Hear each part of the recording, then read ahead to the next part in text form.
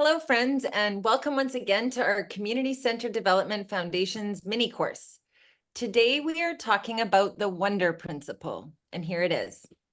When people are given the space and freedom to ask questions and imagine possibilities, the community is better able to discover what it truly cares about and desires to achieve. So last week, we used the metaphor of a seed and focused our attention on the story of DNA inside the seed. We talked about how that unique information and power, when it's activated in a community, can give us the hindsight or past wisdom that we need to help us understand our present situation, but also to motivate us into reimagining our future. And that is what the Wonder Principle is all about. It's about curiosity, possibility, creativity, and imagination. To wonder and to dream is a necessary element of being a human. So I want to show you this video right here of Martin Luther King Jr. I'm sure you've all seen bits of this before.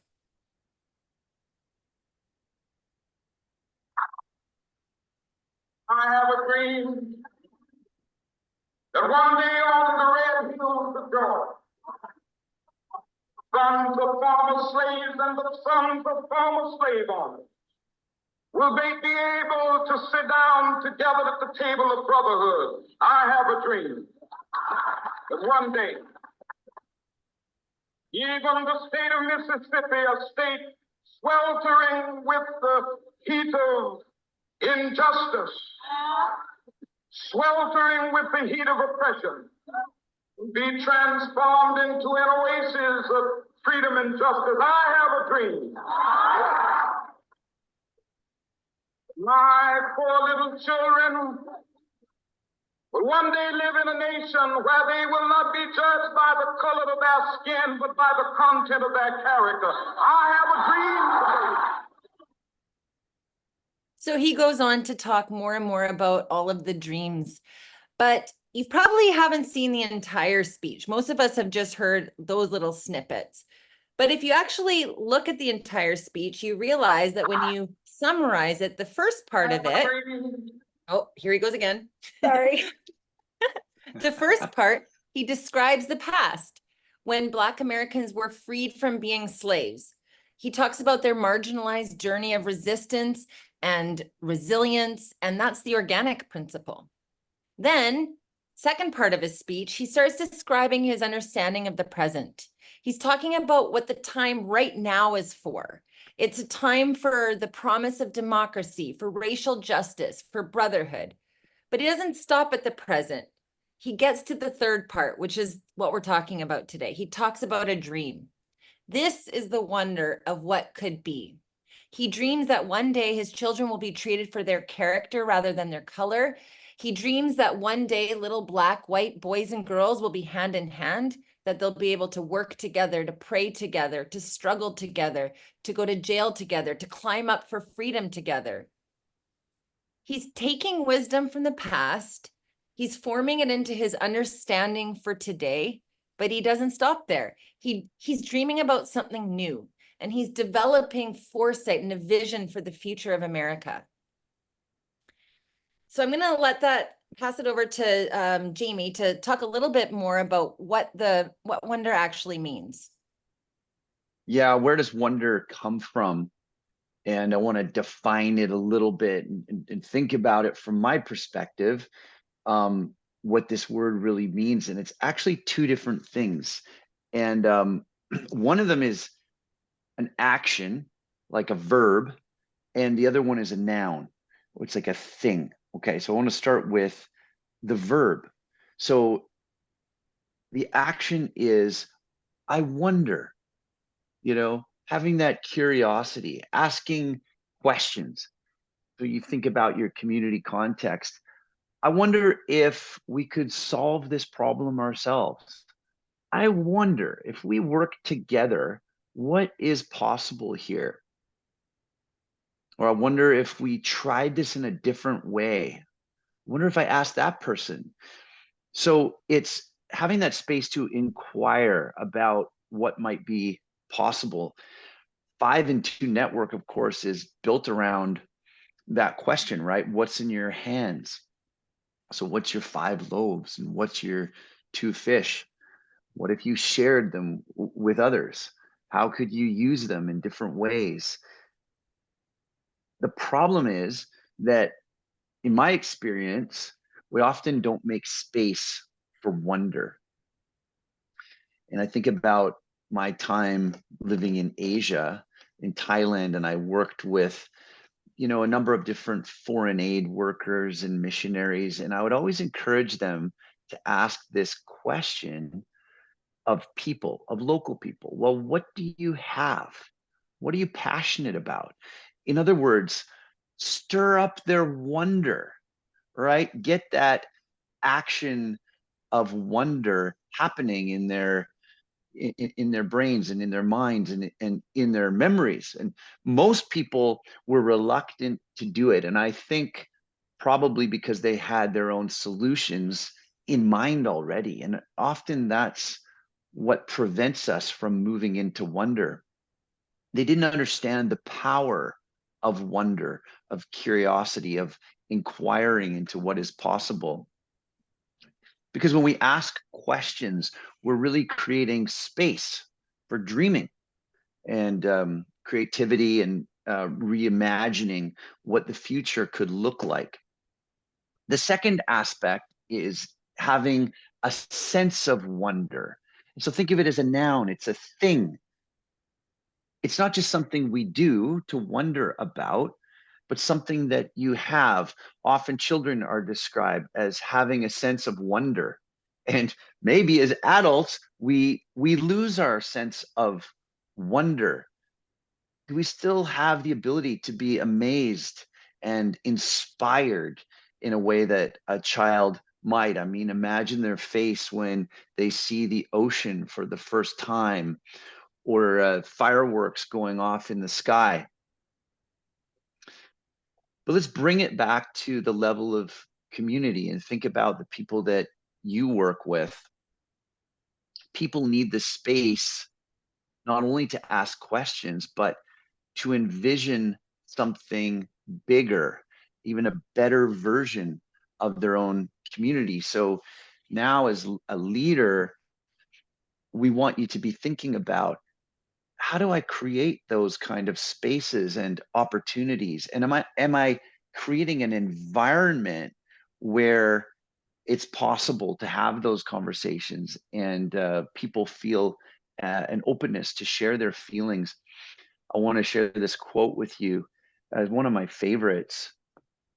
Antoine de Saint-Exupéry: if you want to build a ship, don't get people to gather wood, divide the work, and give orders. Instead, teach them to yearn for the vast and endless sea.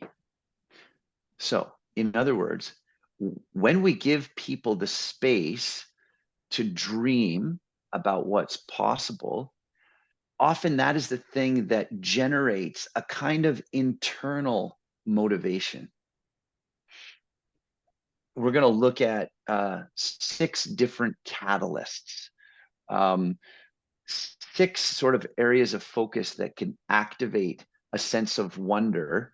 But before we do that, I just want to share a story about a friend of mine, someone that I work closely with in Myanmar. His name's Isaiah, and he lives in a world where dreaming and wondering aren't really appreciated. So for generations, farmers up in the hills of Myanmar have grown rice, and they've grown it the same way, the same kind of rice, and they've never thought of doing it any differently. And Isaiah is a dreamer. You can scroll down to that if you want, Kendra. That slide might be in the wrong place. But he found out about a new kind of rice, and instead of planting it grain by grain, which takes a long time, you flood the field and you throw the rice in. And so not only that, it's a fast growing rice. So they're able to harvest it twice the amount as a traditional rice. So it's higher yield, it's easier to plant, but it has the same taste as what people are used to, and it's more nutritious. And so it was so difficult for him because he had so much resistance to what he was doing, to pushing forward with creative ideas, innovative ideas. But he was successful in it, used the extra time and money to pursue other innovative ideas. And so you can see here in the picture, these farmers who are gathering around, they're very skeptical, right? They don't believe in this because it's high risk, but nonetheless, he encourages them to do it and try it. And so it's an incredible sort of picture of leadership, sort of moving people out into a sense of wonder and possibilities. I want to move on here. Sorry, Kendra, I'm making you bounce around here with the slides, but we're going to talk about the 6 catalysts for activating a sense of wonder. So we're going to get a little bit more particular, pragmatic about what can you do to encourage this sense of wonder. And the first one is to create openness. And you know, one exercise that we do a lot in with 5 and 2 network is mapping. And I love the idea of putting a blank piece of paper down in front of someone and just ask, can you draw a map? What do you see in your village? How would you represent your village or your community? What are the possibilities? And, you know, again, going back to children, you know, my children will often grab a blank piece of paper and they'll start to draw and be creative. But I find that as adults, we're sort of attuned to reading things that have already been written, building off of other people's ideas, carrying out the plans of others. And so we want to find ways to create open spaces for dreaming and discussion. So as a leader, you're taking more of a role of a facilitator, asking meaningful questions and follow-up questions. So we say, what do you have? And then the next obvious question is what? What will you do with it? What are you going to do about it? You know? And so making room for questions and conversations to happen. So creating open spaces is the first, and secondly, creative spaces, spaces for art to happen, even for play, to be outdoors and getting exercise. Why? Because these things enliven the heart, they energize your body, and they open up your group to the possibility of wonder. Open-mindedness is another one. To hear the ideas of other people, even conflicting ideas, things that maybe you're not comfortable with. We have to be open to different ideas to cultivate that sense of wonder. And then, of course, creating blank pages for creativity, for art and imagination to take root. So that's the first one. And I'll turn it over to Daniela.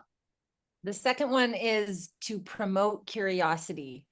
Have you ever heard the phrase, don't reinvent the wheel? It means don't try something new if it's already been done successfully in the past.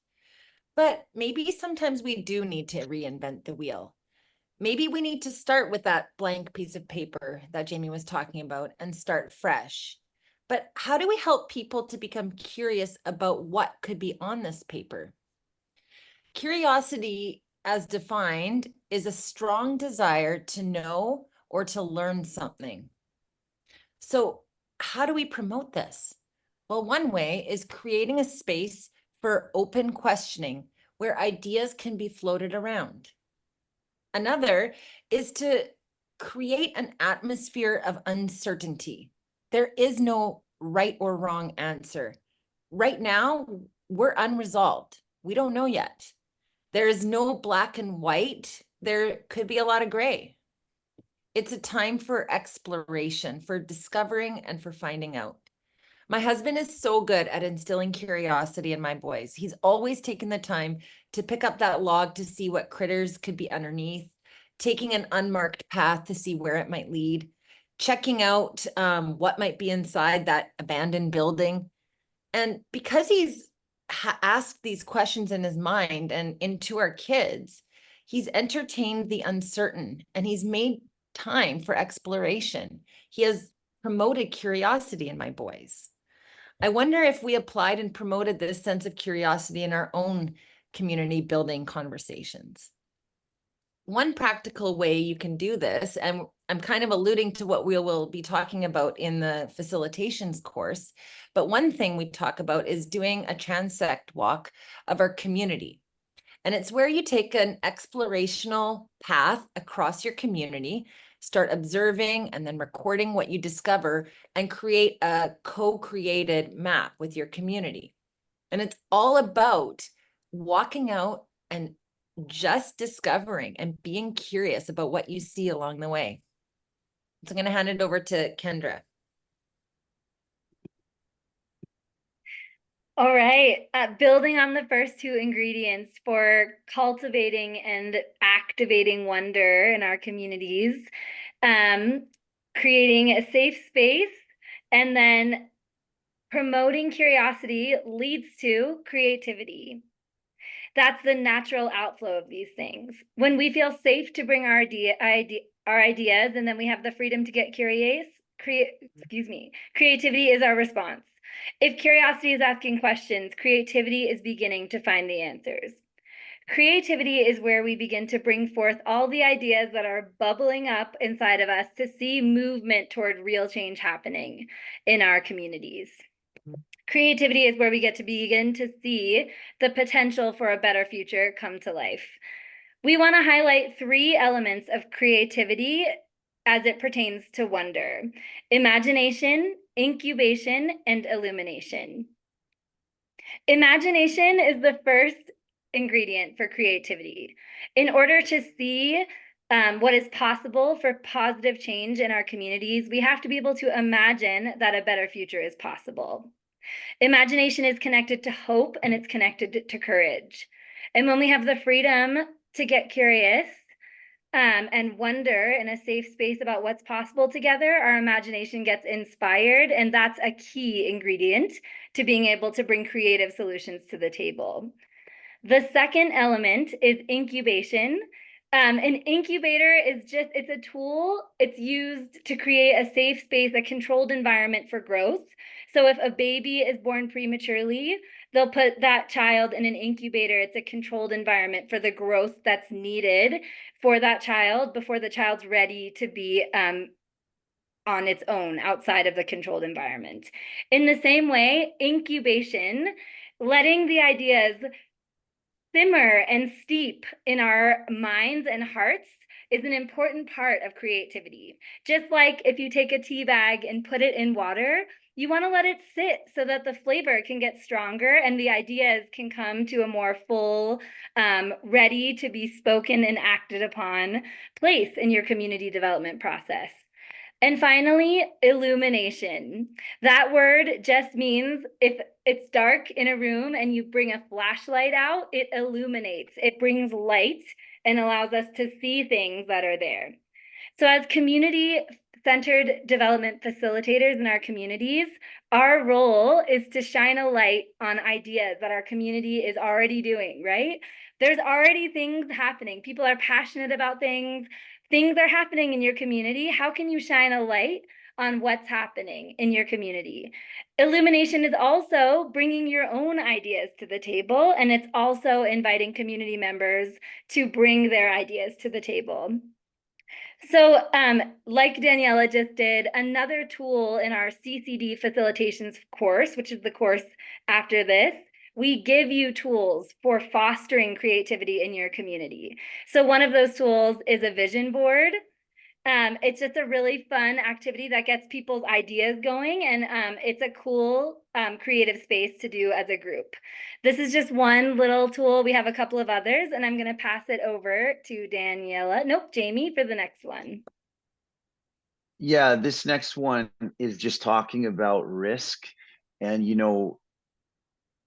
what goes hand in hand with pursuing a sense of wonder is risk and the potential for failure, right? And resistance is a big part of that, right? And so when we move in this direction, it's kind of fun, but we understand it's also risky, especially if you live in an environment where people may be marginalized and there's poverty. Taking a risk with a new variety of rice, might be a risk to someone's livelihood. And so, that's an important thing to keep in mind. So we need to do it carefully, but at the same time, it's a greater risk to not dream and to not feed that sense of wonder. And I think back to that time with Isaiah in Myanmar, on this rice project that we were doing.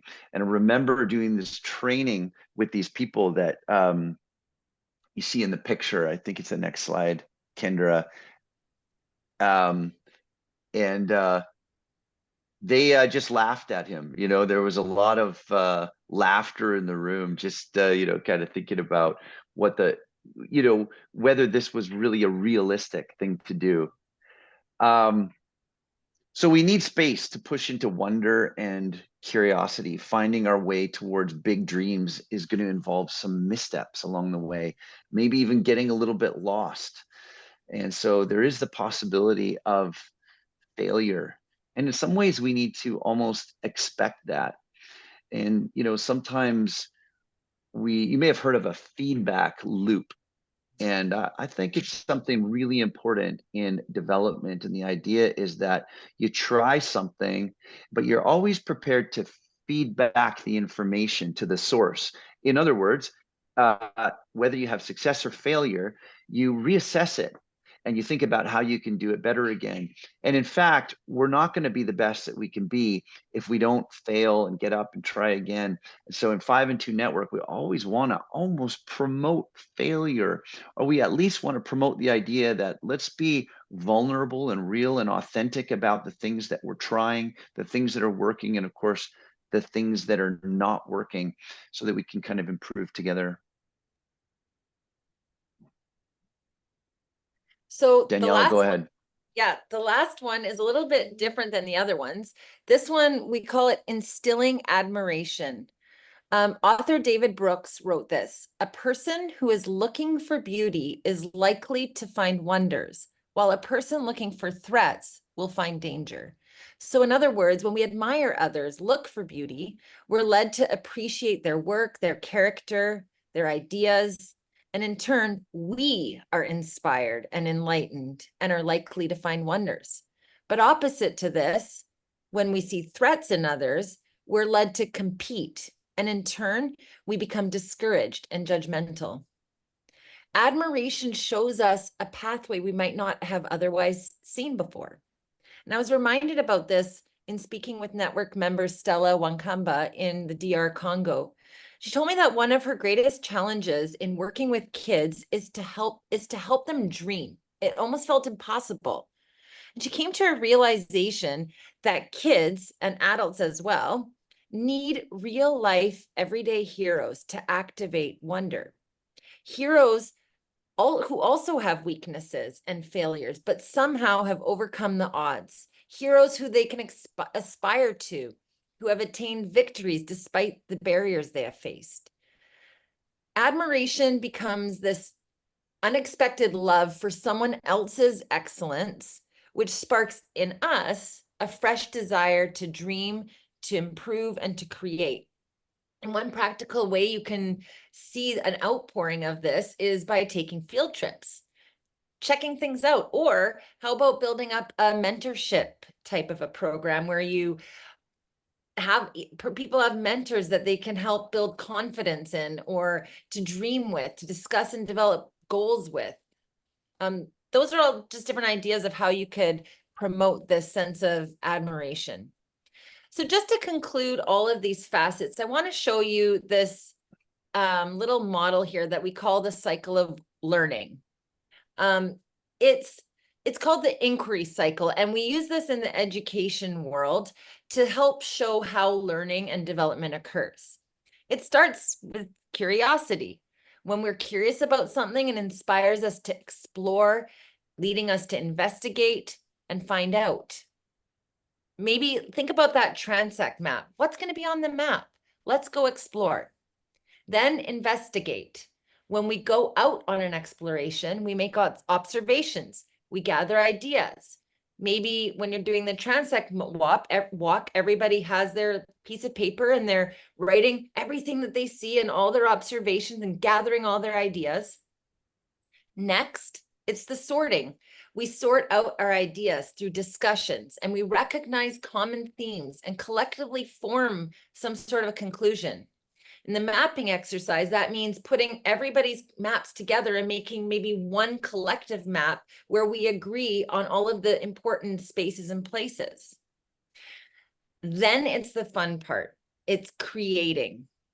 Based on all these common themes and conclusions, we take a moment to steep or reflect on what's in front of us and imagine the future. We illuminate opportunities and we see different aha moments. And in the mapping activity, that's all of us standing in front of this community map, and maybe we are thinking, maybe we're praying, maybe we're discussing, but we come to a place where we agree on what should we do here? And now it's time to try things out and experiment. We've reached a consensus and we want to make our dreams action. And lastly, we do the activity, we come together for reflection, and we evaluate what went well and where we can improve. And guess what happens? We start to become curious again. It's the wonder thing again. And now we go round and round and round, and we start to learn and we start to develop. So I'm going to hand it over to Jamie to just finish us off here. Yeah, so just in conclusion, I realize how radical an idea this can be, to really take seriously this objective of creating this sense of wonder. And I think if each of you think about your own life, you can probably think of examples where your excitement, adventure, anticipation, your sense of wonder has been dampened, has been pushed down. Maybe even someone has laughed at your dreams, not taken you seriously. And that's a shame. And maybe the part of that is the culture around us. I don't know if you've heard of this idea of the crabs in the bucket. You put crabs in the bucket, and the one that wants to climb out gets pulled back, always being pulled back by the others. And it's a mentality that keeps you stuck where you are and in the present, because it takes risk and it takes some real commitment to get out of that environment. So this is not easy, what we're asking you to do. And so we really have to be clear-minded about what is pulling us into the future, whether you're with an organization or you're working on your own with a community. Is it project-oriented ideas? Are we being pulled by funding opportunities or the hope of growing in some particular way? Or are we being pulled by a vision, something, that's bigger than you, something that is even beyond your reach? Sometimes we call it blue sky thinking. And so, yeah, we just really want you to not only yourself be captivated by a sense of wonder, by a sense of what's possible, but also be able to transmit that to your community, to other leaders. So thanks for listening today. Look forward to being with you very soon.